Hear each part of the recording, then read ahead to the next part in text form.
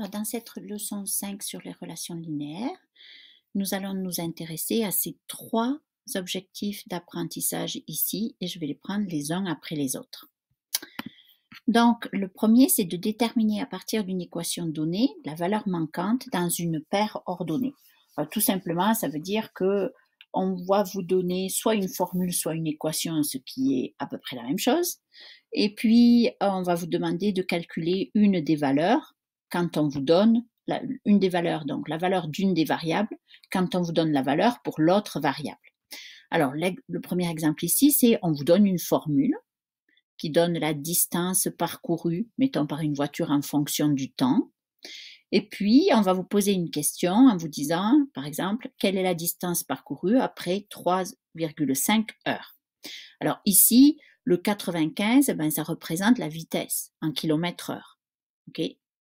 Donc, comment je vais savoir combien je vais parcourir en 3h30? Vous pouvez faire ça de plusieurs façons. Une façon simple, ce serait de remplacer t par 3,5. Donc, il faut que vous compreniez d'après la question que la distance parcourue, c'est ce qu'on vous demande. Donc, c'est la valeur de d. 3h30, c'est la valeur de t. Donc, vous allez remplacer t par 3,5. Donc, ça va donner 95 fois 3,5, 332,5. Donc, la réponse, 332,5 km. Si on vous donne une équation, une formule ou une équation, c'est un peu la même chose. Une formule, elle va mettre en relation des valeurs, par exemple comme ici, que vous pouvez utiliser en physique, comme le temps et la distance. Une équation, elle va mettre en relation des variables, x et y, puis ces variables-là, elles n'ont pas forcément une dénomination dans une science quelconque. Bon, voilà. Donc, l'équation est y égale 3x plus 5 et on vous demande la valeur de y quand x égale 2. Donc, comme tout à l'heure, vous allez remplacer la variable par sa valeur. Donc, 3 fois 2 plus 5. C'est ça ce qu'on va faire ici pour avoir la valeur de y. Donc, 6 plus 5, 11. Donc, ça, ce n'est pas très compliqué. Un autre mot de vocabulaire pour le verbe remplacer, qui serait plus joli, ce serait le verbe substituer. Alors, c'est justement celui que vous retrouvez dans le deuxième résultat d'apprentissage visé. Là, on vous demande de créer une table de valeurs en substituant des valeurs à une variable, comme ici, on a remplacé x par certaines valeurs, dans l'équation d'une relation linéaire. Donc, ici, on vous donne y égale 3x plus 5 et on veut créer la table de valeurs pour cette relation linéaire.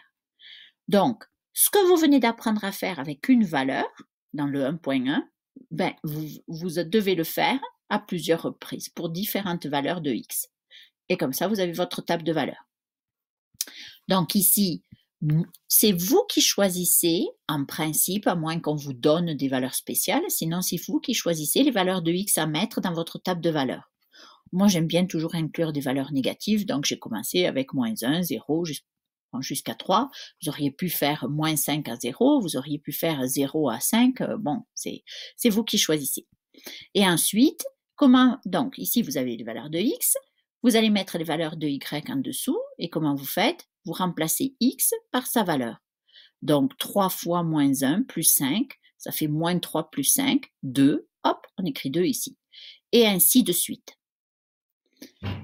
Vous pouvez faire cette table de valeurs en remplaçant x à chaque fois par sa valeur et en calculant à chaque fois. Une autre chose, si vous avez bien compris les relations linéaires que vous pouvez faire, c'est de calculer pour la première valeur et ensuite, vous allez chercher votre coefficient de la relation linéaire, ici c'est 3. Bien, puisque c'est 3, à cette valeur-là, vous allez rajouter 3 à chaque fois. Vous n'avez même pas besoin de faire tous ces calculs ici. Tout simplement parce qu'à chaque fois que x augmente de 1, y augmente de 3, c'est le coefficient qui vous dit ça. Voilà une façon de faire, ou deux façons même, de faire une table de valeurs à partir d'une équation.